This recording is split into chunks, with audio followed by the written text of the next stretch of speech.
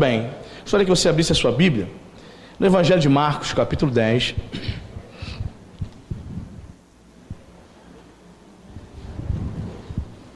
Sentados mesmos, Marcos, capítulo 10, um texto muito conhecido. A partir do versículo 17.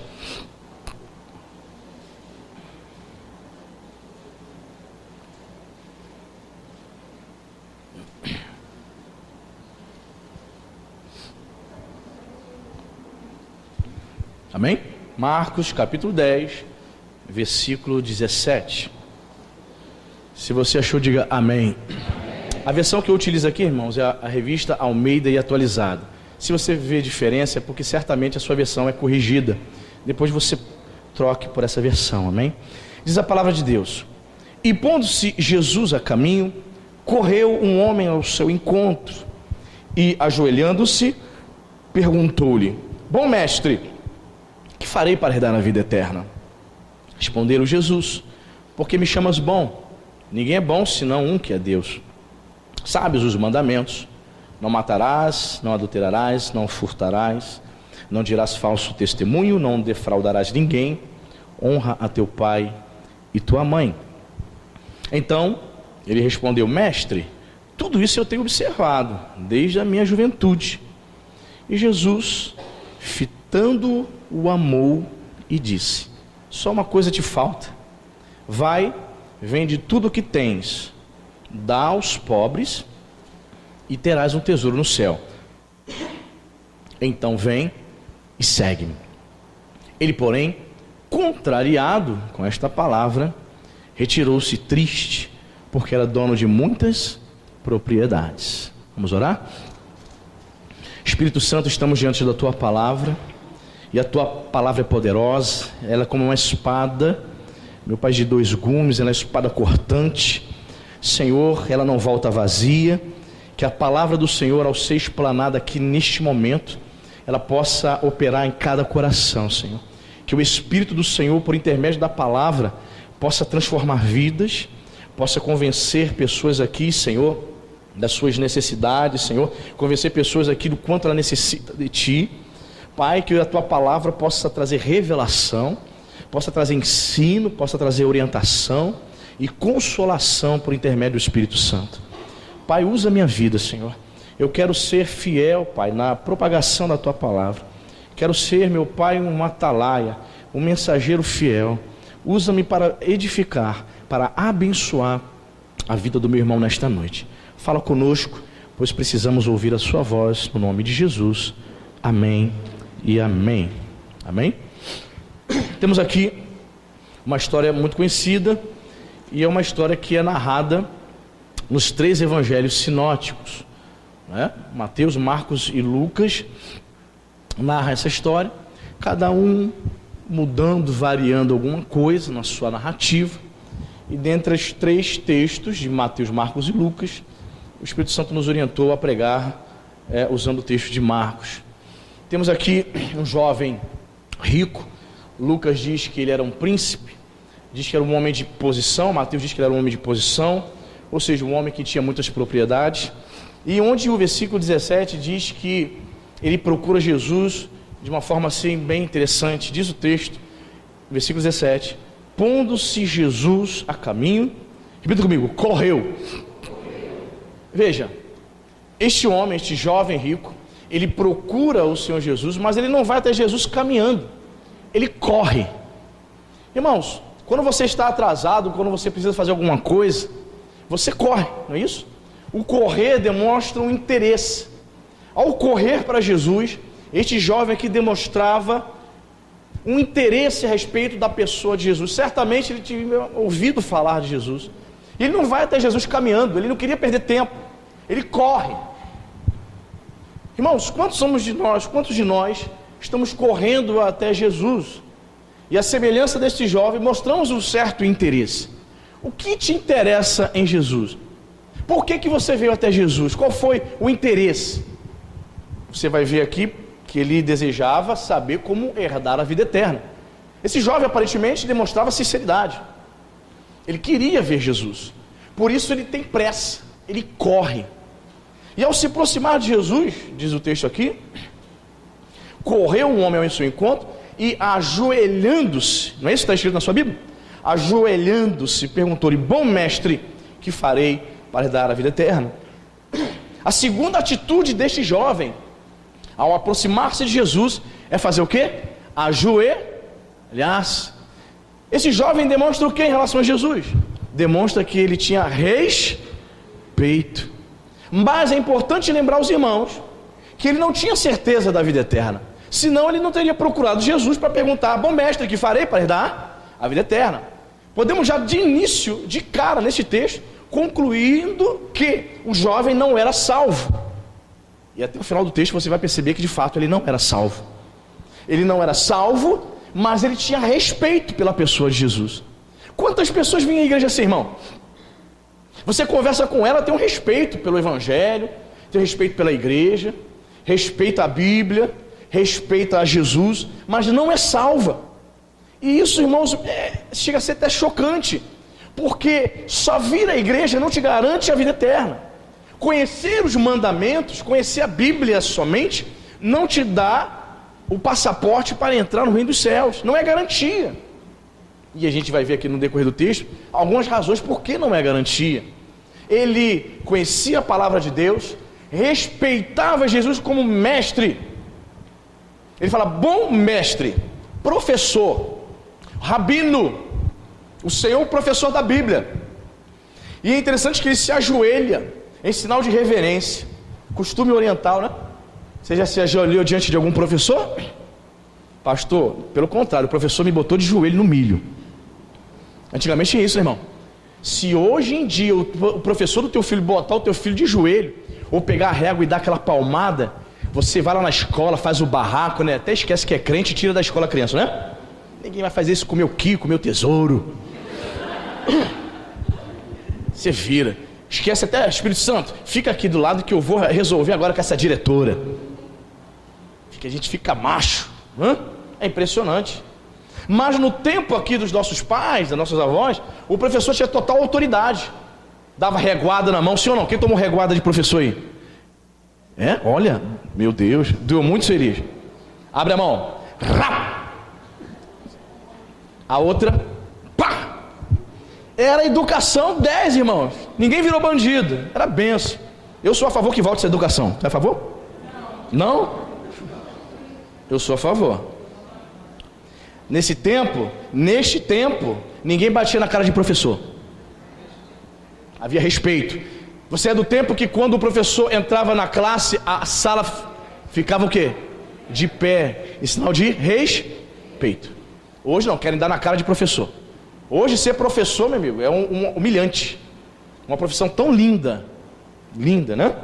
Pois bem, esse jovem aqui, ele demonstra o quê? Respeito pelo professor Jesus.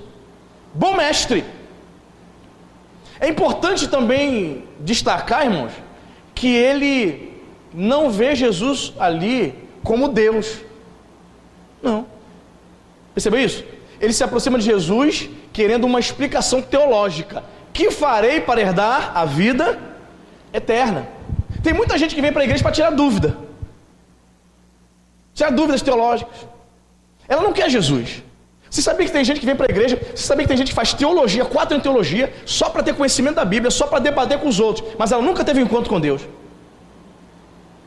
No seminário lá de Campinho, onde eu fiz a minha convalidação, os professores estavam dizendo que um camarada assumidamente homossexual chegou lá e falou: quero fazer teologia.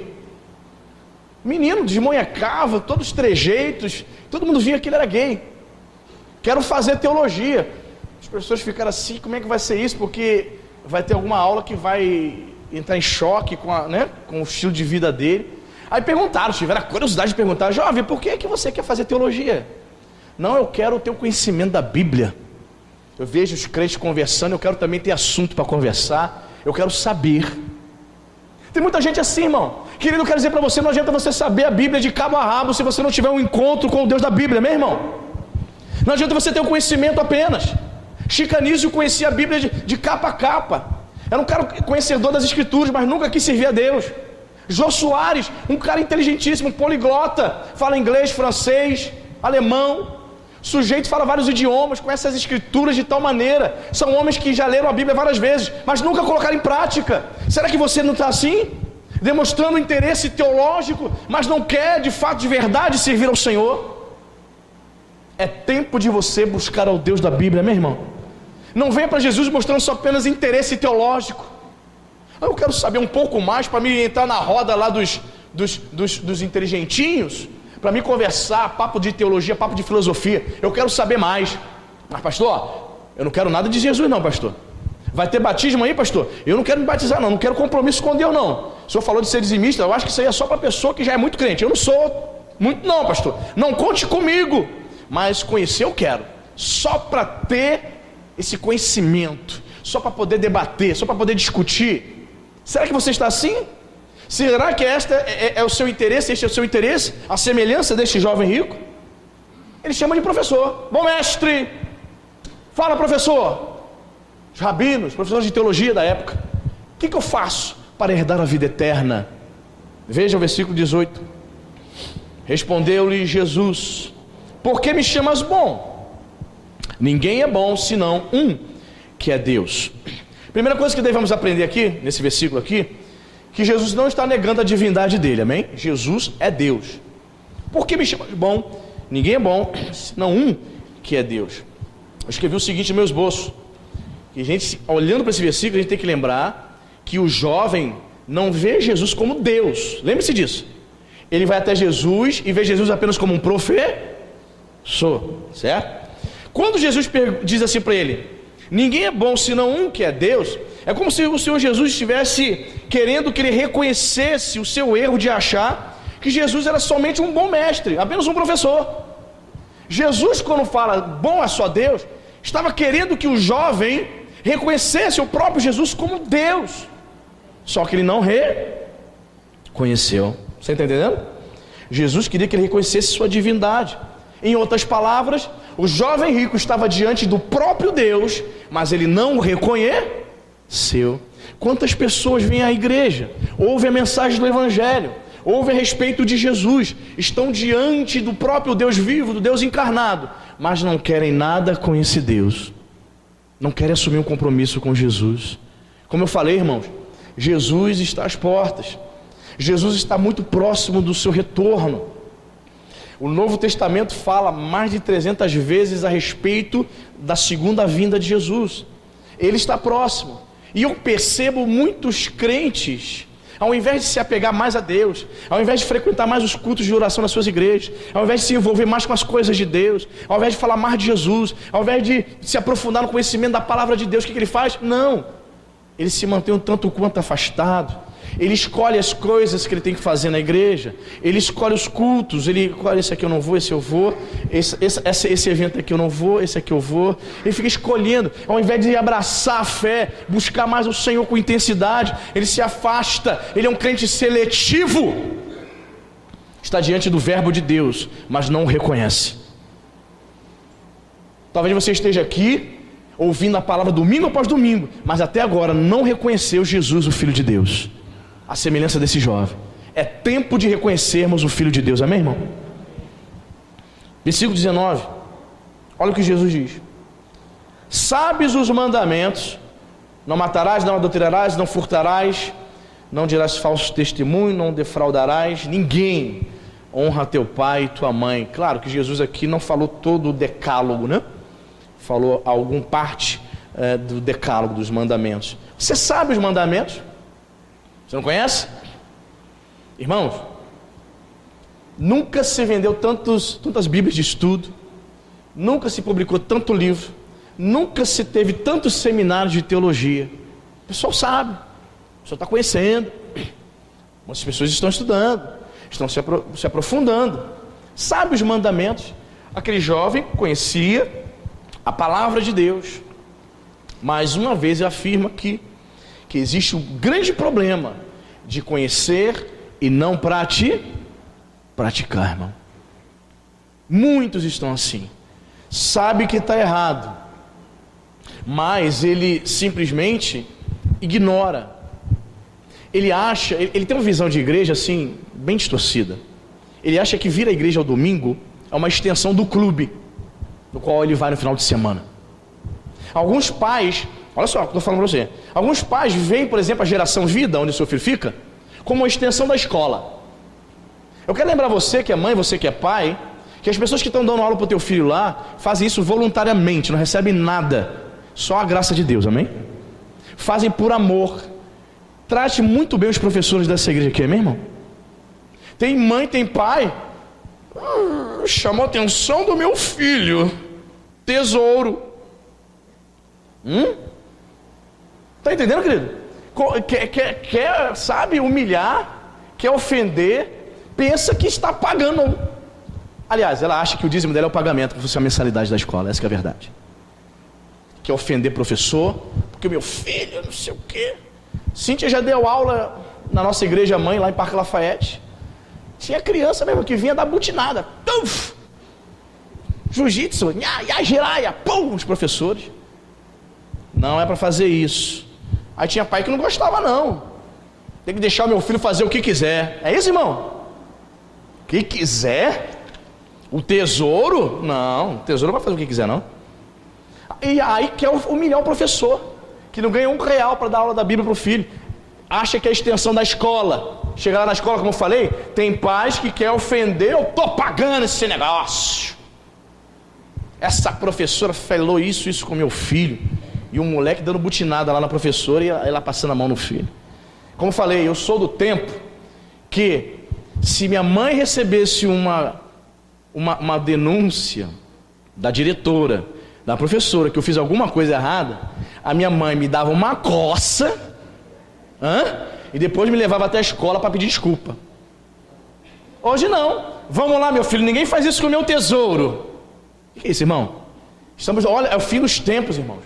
A inversão de valores. E o que eu mais lamento é que a maioria dos crentes estão assim, vivendo como mundanos, com o mesmo pensamento secular, achando que igreja é extensão de escola. Não é, meu irmão. Ensinamos aqui a palavra de Deus. A educação você tem que dar em casa.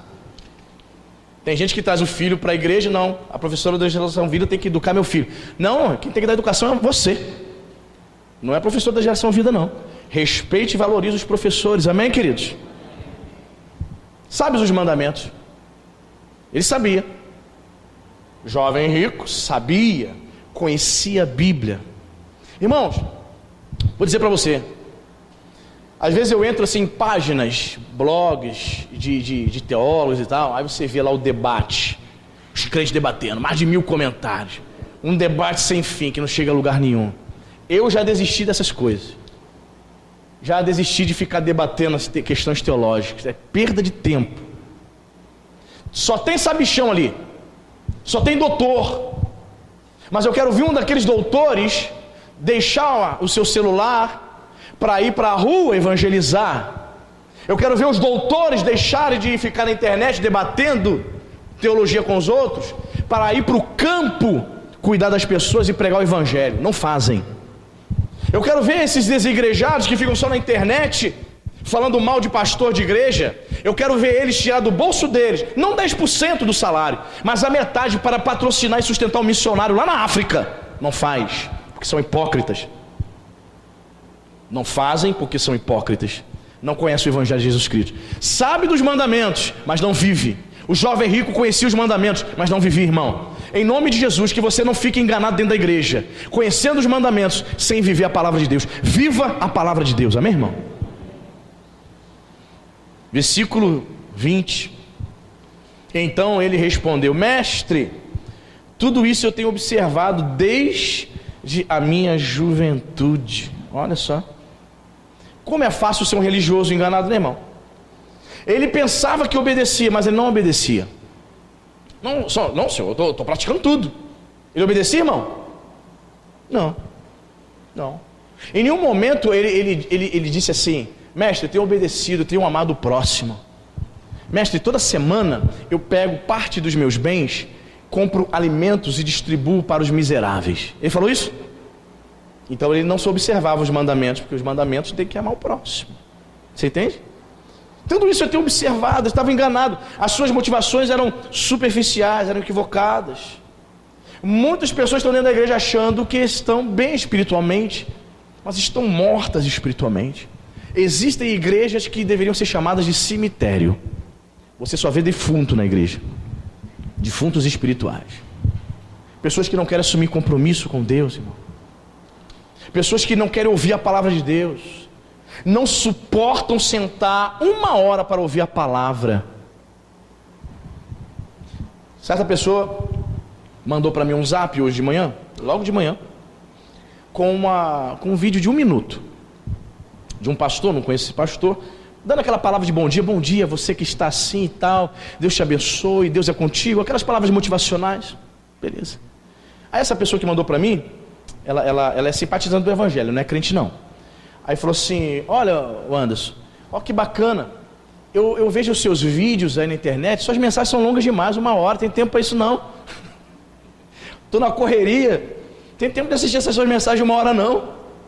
Bom, a gente posta a mensagem na íntegra, mas se você ouvir 10, 15 minutos já está na benção, meu irmão.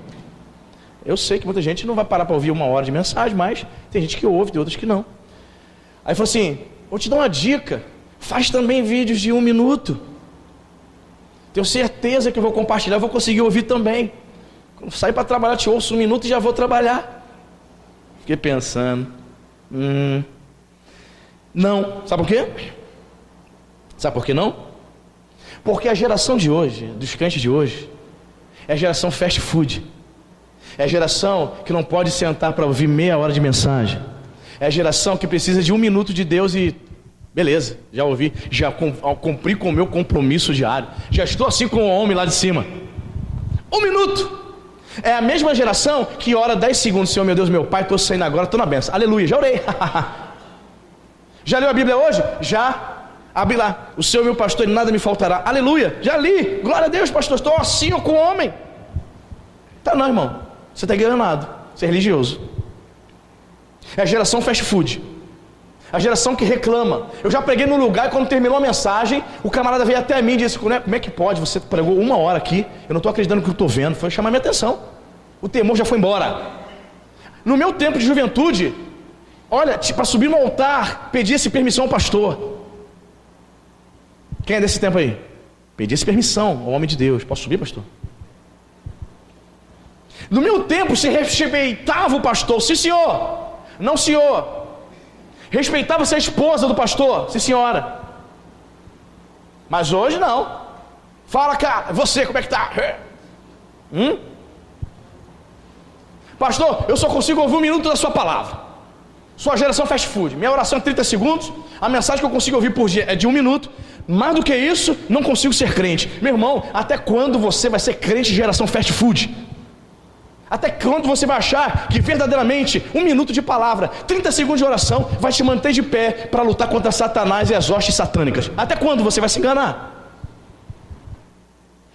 O jovem estava o quê? Enganado. Jesus diz, você sabe os mandamentos. É como se Jesus estivesse dizendo, você sabe, mas está bravo pro teu lado, você não está bem espiritualmente não. Você não está bem espiritualmente, você está equivocado, você é um religioso, você não tem comunhão com Deus, jovem. Muita gente assim dentro da igreja, só falta ter aquele aparelho para bater ponto lá, como se fosse uma empresa. Já fiz a minha obrigação religiosa. Quando a pessoa era do espiritismo, talvez você esteja aqui, tenha sido do espiritismo, candomblé, umbanda. O que se diz lá no meio da feitiçaria, da macumbaria? Fulano tem que arriar sua obrigação. Arriar um despacho é fazer a obrigação. Ela é obrigada. Tem-se uma obrigação para fazer. Então ela faz religiosamente, porque ela tem medo dos demônios. Minha sogra está ali, depois você pergunta para ela. Cíntia conta que quando ela tentou sair da macumba, irmão, ela andava a baiana, minha sogra. O diabo fazia os escarcéu na vida da minha sogra. Cíntia também está indo para o mesmo caminho, Cíntia, irmão. 15, 16 anos, quero botar roupa branca também. Quero botar para ficar rodando lá meia-noite, o tambor batendo. Graças a Deus, Jesus libertou. Aí, bem, mas o processo foi longo, irmão. Para minha sogra sair da bruxaria, da feitiçaria, Cíntia fala que ela só chegou lá para o pai de santo e falou, tô saindo, fulano. E não tinha se apegado a Jesus ainda. Só falou assim: quero abandonar os demônios, não vou mais servi-los, mas ainda não tinha se apegado ao Senhor. Até tinha um conhecimento dos mandamentos, mas, irmão, na hora que ela falou, vou sair, o que aconteceu, minha sogra? Caiu manifestada endemoniada. Pluf, o diabo deu uma coça nela. Irmão, muitas pessoas têm medo de sair do espiritismo, da macumba, da feitiçaria, porque Satanás diz para ela: se você sair, eu vou quebrar tuas pernas. Você é meu aparelho, você tem que comer, é o meu cavalo. São expressões que eles usam lá nos terreiros. Você sabe disso, você que foi de lá sabe disso. Percebe? Mas graças a Deus, enquanto lá no terreiro eles chamam de cavalo, de aparelho, o nosso Deus nos chama de filhos, amém, irmão? Amém. Graças a Deus. Foi um processo. Quando ela falou, estou saindo, Pai de Santo, ela caiu endemoniada. Primeiro tem que fazer aliança com Jesus, para depois quebrar todo o elo com Satanás. Primeiro Jesus. Quando você aceita Jesus, você é livre, você é liberto, amém, irmão? Liberta das opressões do diabo. Esse jovem não conhecia o Senhor, era só religioso, infelizmente. E diz aqui, olha, mestre, eu tenho observado, tenho feito, mas não tinha vida com Deus, ele não estava bem espiritualmente. Aí, irmãos, começa o negócio. Olha o que diz o versículo 21. E Jesus, fitando é olhando, né? Fitando, o que Jesus fez? O amou e disse. Eu escolhi falar sobre o jovem, que a Sociedade Bíblica do Brasil deu o título dessa mensagem de jovem rico, né? Eu dei um título a essa mensagem, jovem pobre, e você vai saber por quê. Por que eu escolhi pregar em Marcos, não Lucas nem Mateus? Porque Marcos é o único que menciona esse detalhe, que Jesus olha para ele e o ama. E diz o texto aqui, fitando o amou e disse, só uma coisa te falta. Eu quero me deter aqui nessa questão de Jesus ter olhado para ele com amor. Presta atenção, irmãos. A prova que Deus nos ama está no fato de você ouvir a verdade. Você quer uma prova de que eu amo você? É quando eu prego a verdade para você. É a prova de que eu te amo. Quando eu prego a verdade, eu falo a verdade, não te deixo viver enganado dentro da igreja religioso. Jesus estava provando o amor dele por aquele jovem, fitando o amor, teve compaixão dele. Jesus o amou, percebeu o quão pobre o jovem rico era. Ele era pobre, estava longe de Deus. Então Jesus olha para ele com carinho, Jesus o ama. Percebe? Jesus o amou, mas o texto não diz que o jovem também o amou. Jesus te ama, meu irmão. Mas será que você o ama? Será que é recíproco? O jovem amava Jesus? Esse jovem amava Jesus? O que você acha? Não. Não era recíproco. Mas a misericórdia de Deus é tão grande, né? Que Jesus o ama. Jesus o ama e lhe revela a verdade. Querido, por amor a você, Jesus revela as verdades da sua palavra ao teu coração, querido. Você só fica enganado se você quiser. Você está ouvindo a verdade. Aí eu abro um parênteses aqui para dizer, se você que está aqui, ainda não é batizado nas águas, você está ouvindo a palavra de Deus, deixa Jesus entrar na tua vida, irmão. Nos procure no final do culto. Pastor, eu quero entregar minha vida para Jesus, eu quero me batizar, pastor. Olha, já ouvi mensagem, muitas mensagens, já passou do tempo de eu entregar minha vida para Jesus. Ainda há tempo, querido. Quem sabe, nós estamos na terceira aula de módulo ainda, né? Quem sabe aí, se você fizer o módulo, você fizer as aulas de batismo, no próximo batismo você também possa estar descendo as águas batismais. Esse jovem aqui, ele observava os mandamentos, mas não tinha comunhão com Deus, mas Jesus o amou. E por amá-lo, Jesus disse uma verdade. Diz o texto aqui, só uma coisa te falta. Vai, vende tudo o que tens, dá aos pobres, e terás um tesouro, então vem e segue-me. Só uma coisa te falta. O que faltava para esse jovem? Lembra do título da mensagem? O jovem pobre. Faltava a este jovem abrir mão de um ídolo, de um Deus. Qual era o Deus dele? Dinheiro. A avareza. Te falta uma coisa. Mas note como ele estava enganado. Mestre, tenho observado os mandamentos desde a minha juventude.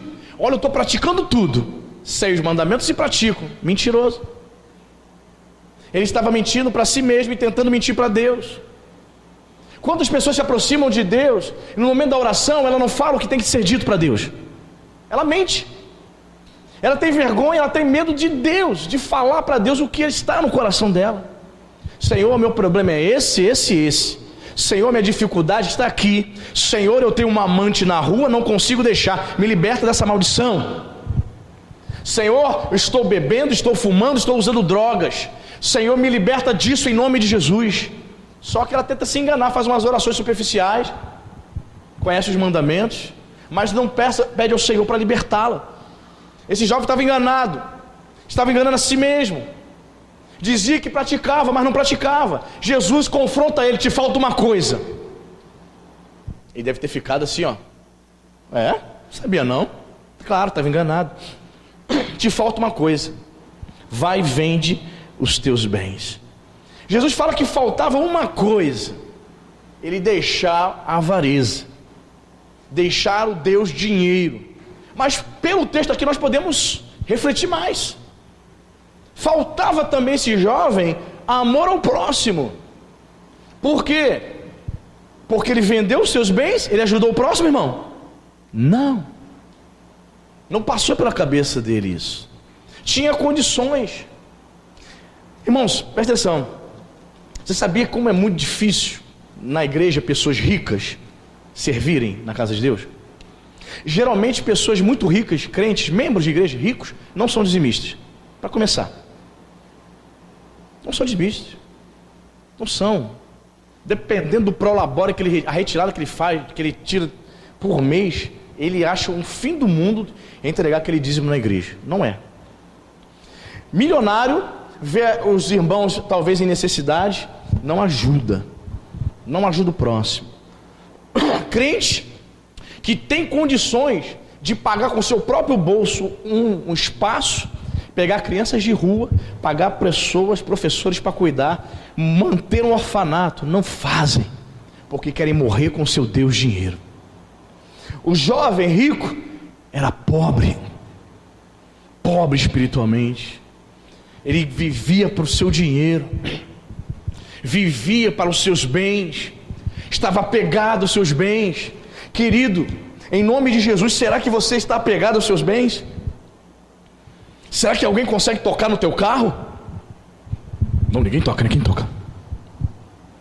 Eu que limpo, ninguém limpa, pastor.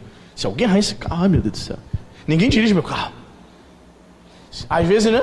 Tem um crente: pastor, eu te empresto o carro. Irmão, eu empresto um carro. Meu Deus, tomara que ele não bata com o carro, Jesus. Ai meu Deus do céu. Meu Deus. Está tudo intacto, os carpetes estão aí, estão tranquilos. Olha, apegado. Apegado à casa, aos bens materiais. Está preso. No contexto do Sermão do Monte, quando Jesus diz que nós não podemos servir a dois senhores, Jesus falava de dinheiro. Jesus falava de dinheiro. Mas o pior de tudo não é quando o rico é avarento, é quando o pobre é avarento, não tem nada e é avarento. É pior. O rico ainda tem, né? O camarada não tem nem conta poupança na Caixa Econômica Federal, Operação 013, não tem. Não tem nem conta poupança, mas uma avareza. Quando o pastor quer ver o crente avarento, o pastor está falando de dízimo e oferta, na hora ele fica teólogo, ele começa a ler a Bíblia. Não é comigo que você está falando.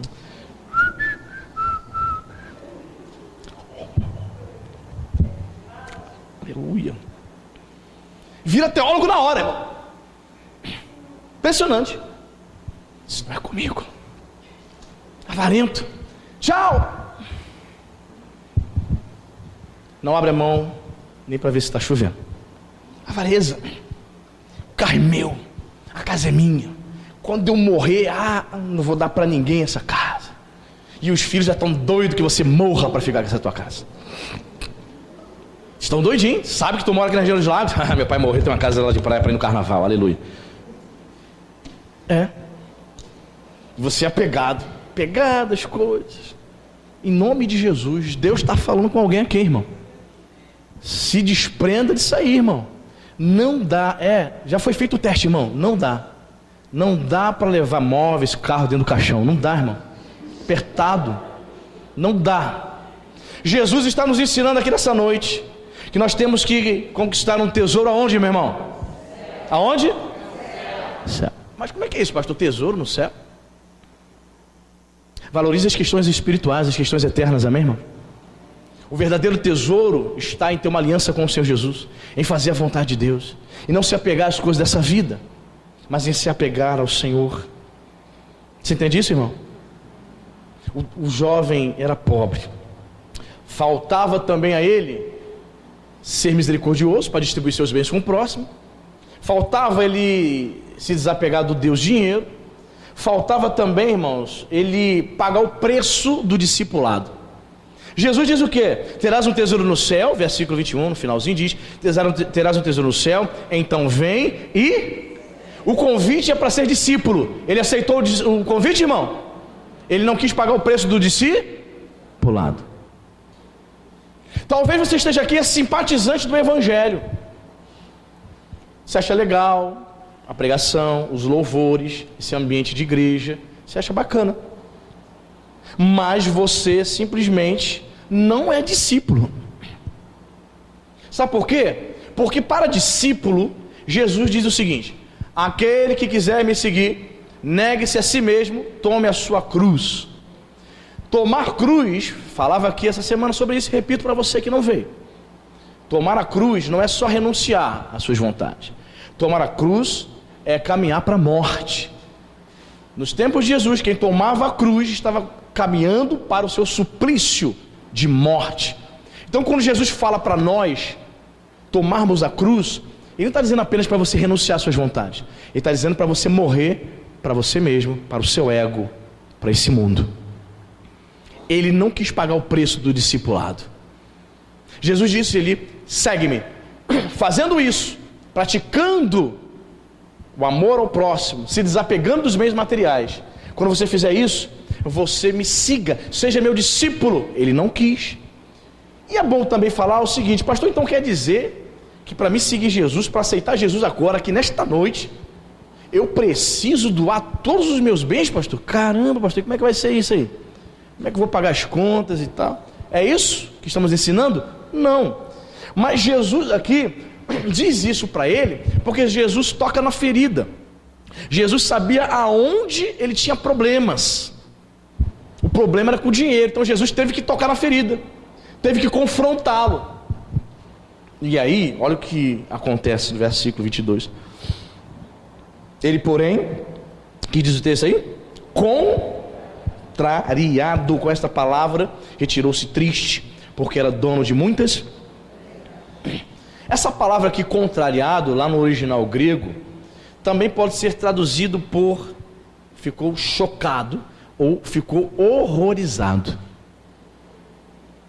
Olha só. Quando ele ouve essa proposta de Jesus, o jovem fica chocado. Esse mestre aqui não é mais bom não, ele está doido. Não. Ele fica chocado, ele fica horrorizado. Quando alguém te conta algo assim muito forte, você fica assim, ó, meu Deus, você está o quê? Estou chocado, estou horrorizado. Este é o termo que Marcos refere-se ao momento que Jesus diz para ele vender tudo.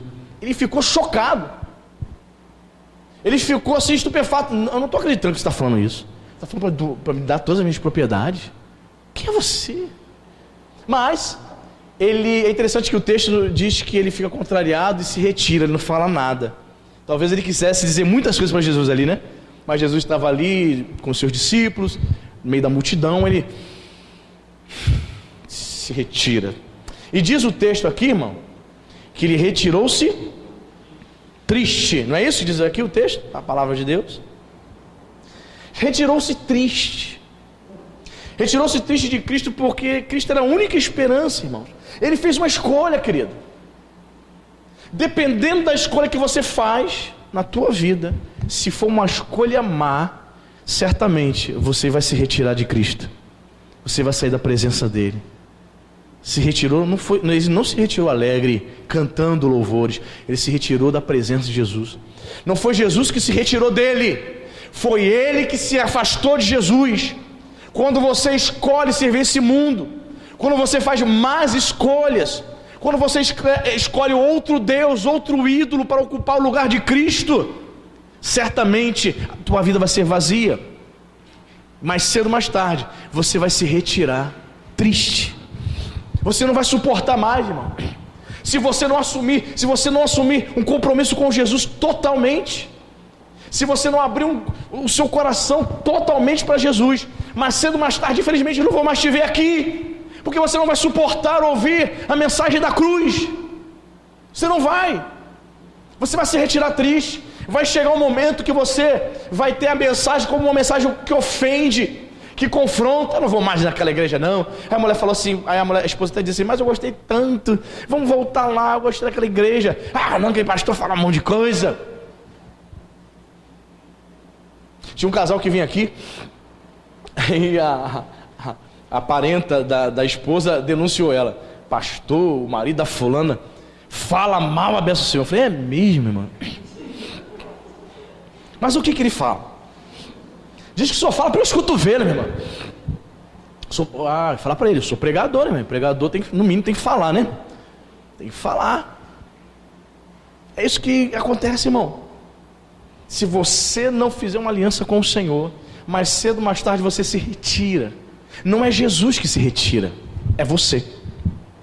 O jovem se retirou triste. Por quê? Porque era dono de muitas propriedades. Ele saiu contrariado, chocado, horrorizado. A pergunta que é feita nessa noite: você, quando ouve a palavra de confronto, a mensagem do evangelho verdadeiro, você fica contrariado? Você acha ruim com o pastor? Bota a culpa no pastor, o pastor paga a conta sempre, né? É ele que é o porta-voz, né? A pessoa fica com raiva do pastor. Mas eu estou transmitindo a palavra de Deus para você. Aconteceu a mesma coisa há 2.000 anos atrás. Pessoas ficavam chateadas com a palavra de Jesus. Pessoas não queriam assumir um compromisso com o Senhor. E o mais interessante dessa história aqui, me chama também a atenção, é que o jovem se retira triste. E a Bíblia diz que Jesus vai correndo atrás dele e diz: jovem, por favor, vamos negociar, amém? Ele se retira e Jesus deixa. Você tem livre-arbítrio, irmão. Contrariando os deterministas, calvinistas, aqueles que dizem que calvinismo é o evangelho, contrariando a eles, Jesus não vai atrás dele, não obriga, não implora, por favor, me siga. Irmão, se você estudar de verdade o evangelho, estudar, não é passar folha não, estudar, você vai ver o quanto Jesus era confrontador, irmão. Aquele que não amar menos, não aborrecer pai e mãe, não é digno de mim. E se vocês fizerem um estudo sobre o contexto de família no Oriente Médio, nos tempos de Jesus, você vai entender porque Jesus toca no assunto de família. Naquele contexto ali, se um indivíduo deixasse a religião, no qual toda a família fazia parte, e se começasse a seguir uma seita, porque para o judaísmo o cristianismo era uma seita, perfeito? Se o indivíduo dissesse que se converteu a Jesus, ele simplesmente era deserdado, ele era expulso do convívio da família. Ele perdia o contato com toda a família. Então seguir Jesus naquela época era o fim dos relacionamentos familiares. Era um preço muito alto, irmão, que se pagava. A vida dele acabava, familiarmente falando. Religiosamente também, porque ele era expulso da sinagoga. Por isso que Jesus vai dizer: aquele que não amar menos sua família e não me seguir. Você entende? Onde você se converte, ninguém manda na tua vida, irmão. Se você hoje tomar uma decisão de se converter, de se batizar nas águas, você chega para o seu primo, para sua avó, para a tua nora: eu sou crente agora e está tudo certo, aleluia. Ninguém vai se intrometer não, pode até falar mal de você por trás, ele está maluco, está fanático, mas você vai vir para a igreja, está tudo certo, ninguém vai te impedir, você não vai ser deserdado. Mas naquele tempo era o preço alto demais. Ele saiu contrariado. Concluindo essa mensagem aqui, irmãos, descobrimos que o jovem rico era um jovem pobre, pobre de espírito, pobre espiritualmente. Descobrimos que ele substituiu, ele teve o próprio Deus encarnado diante dele, mas ele trocou o Deus verdadeiro pelo Deus dinheiro, o Deus da riqueza. Que nós não possamos, irmãos, jamais trocar o Deus verdadeiro pelos bens dessa vida, amém, irmão? Que você possa se aproximar de Jesus. Enquanto você resistir ao Espírito Santo, enquanto você resistir à palavra, vai chegar um momento que você não vai conseguir suportar. Você vai se retirar triste, você vai embora. E o Senhor não quer isso. O Senhor quer que você se aproxime dele nessa noite, amém, irmão?